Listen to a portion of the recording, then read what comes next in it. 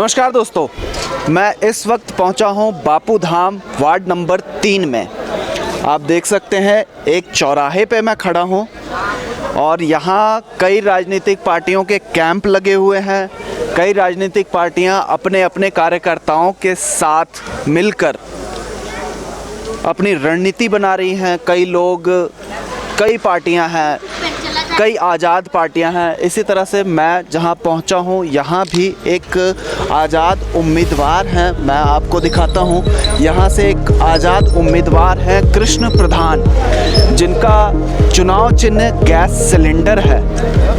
इनके कार्यकर्ता भी मौजूद हैं और जहाँ तक मुझे लग रहा है कि शायद कृष्ण कुमार जी भी मौजूद हैं अपने कार्यकर्ताओं के साथ। तो हम बातचीत करेंगे कि एक आज़ाद उम्मीदवार के तौर पे किस तरह से चुनाव लड़ रहे हैं। उनके सामने कई बड़ी पार्टियां, कई राजनीतिक बड़ी पार्टियां सामने खड़ी हैं, लेकिन फिर भी वो एक आज़ाद उम्मीदवार के तौर पे चुनाव लड़ रहे हैं नगर निगम का। तो हम बातचीत करेंगे। नमस्कार जी। नमस्कार जी। कैसे हैं आप? बढ़िया सर। कैसा चल रहा है आपका चुनावी? बहुत बढ़िया जी, फर्स्ट क्लास। एक आज़ाद उम्मीदवार के तौर पे, और काफ़ी मैं देख रहा हूँ कि एक आज़ाद उम्मीदवार के तरफ भी कई कार्यकर्ता मौजूद हैं। यहाँ आप मेरे आसपास देख सकते हैं कई कार्यकर्ता हैं और एक आज़ाद उम्मीदवार को इतना सपोर्ट मिलना बहुत बड़ी बात होती है। तो हम बातचीत करेंगे कृष्ण प्रधान जी से। प्रधान जी, क्या मैनिफेस्टो लेकर चल रहे हैं? मैनिफेस्टो विकास का मुद्दा है जी। नहीं, विकास में तो बहुत कुछ आ जाता है, विकास खुद एक विकास है। मैनिफेस्टो क्या है सर? मैनिफेस्टो है एजुकेशन, हेल्थ और बच्चों के लिए, महिलाओं के लिए घरों में जैसे सिलाई सेंटर खोलना, जो घरों में औरतें हैं जो उनको लोन दिला के उनको अपना स्टैंड करना, जो लड़के अनपढ़ हैं उनको भी लोन दिला के काम कराना, या इनके लिए जैसे भर्तियाँ नौकरियाँ दिलाना इनको, जो बेरोजगार लड़के हैं इनके लिए।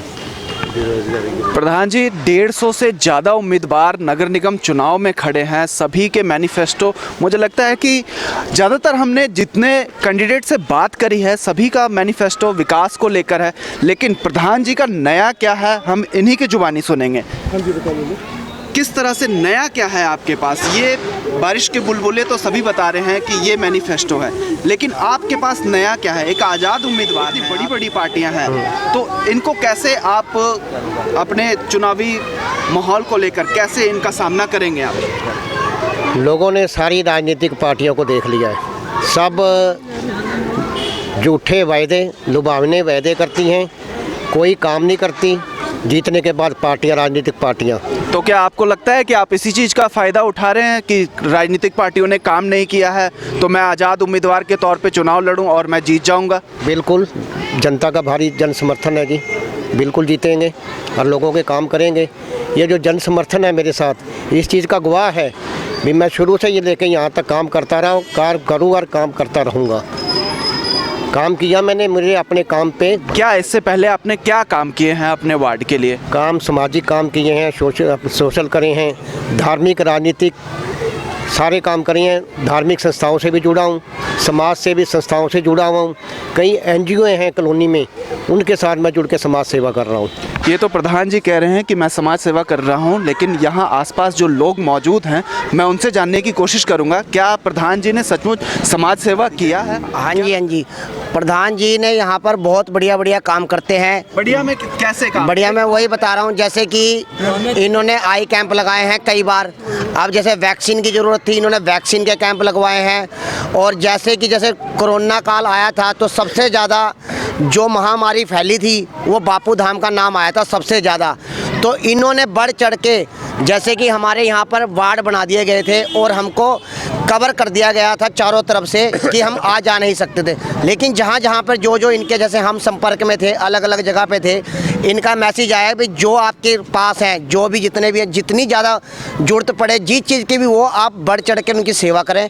हम सब ने हर एरिया में अलग अलग जगह पर रहते हैं, हर एरिया में हमने इनके मैसेज से हमने वो काम करे। जैसे कि कोई कभी वैक्सीन की ज़रूरत हो, मेडिसिन जैसे घरों में होती थी, किसी के राशन की ज़रूरत हो, तो इनकी जो बातचीत थी वो राशन हमारे पास जो पुलिस वाले हमारे मुलाजिम थे वो बाहर से यहाँ तक पहुँचा देते थे, ये कर देते हैं, साथ जाते हैं हमारे साथ उठ कर। ये ये इस सज्जन का बिल्कुल सही कह रहे हैं कि जब कोविड का समय था तो बापू धाम कॉलोनी को मैंने खुद रिपोर्टिंग करी है, मैंने खुद देखा है कि बापू धाम कॉलोनी को प्रशासन ने पूरी तरह से बंद कर रखा था।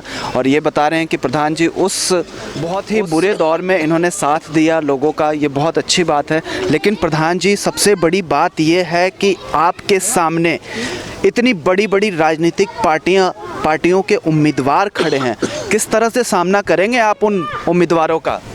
लोगों के समर्थन से। आपको क्या लगता है कि लोग इतनी बड़ी पार्टियों को देखकर आपको समर्थन देंगे, जबकि आप किसी पार्टी से नहीं, सिर्फ एक आज़ाद उम्मीदवार के तौर पे खड़े हैं? 96 में भी यही माहौल था। 96 में जब नगर निगम पहला नगर निगम बना था, 96 में भी यही माहौल था। लेडी सीट होने के कारण मेरी मिसेज यहाँ से मेरी पत्नी निर्दलीय चुनाव लड़ी थी, कांग्रेस की जमानत जब्त कराई थी, बीजेपी से मुकाबला किया था जो कि करोड़ोंपति अरबोंपति बनता था, उससे हम 600 वोटों से जीते थे यहाँ से निर्दलीय। प्रधान जी अक्सर देखा गया है कि आज़ाद उम्मीदवार जब भी कोई जीत हासिल करता है किसी भी वार्ड से या कि कहीं से भी किसी भी राज्य से, तो देखा गया है कि बड़ी राजनीतिक पार्टियां उनको अपने पास बुला लेती हैं। तो ऐसा लगता है कि अगर आप जीतने के बाद किसी राजनीतिक पार्टी की पूंछ पकड़कर उनके पीछे हो लेंगे? बिल्कुल नहीं होंगे जी। ये आप कैमरे के सामने कह रहे हैं? बिल्कुल, जहाँ मर्जी को आ लीजिए, बिल्कुल नहीं होगा। क्या लगता है जी जीतने हमें प्रधान जी भरोसा है, इसलिए हम साथ रख रहे हैं। प्रधान जी का कहना है कि जिस भी घर में गए हैं इनको पूर्ण रूप से समर्थन मिला है और पूरे जोश व खरोश के साथ ये नगर निगम का चुनाव लड़ रहे हैं। अब देखना ये है कि 27 दिसंबर के बाद जब रिज़ल्ट आती है तो क्या प्रधान जी इस वार्ड से उम्मीदवार के तौर पर ही रह जाते हैं या फिर अपनी जीत दस्तक दिलवाते हैं।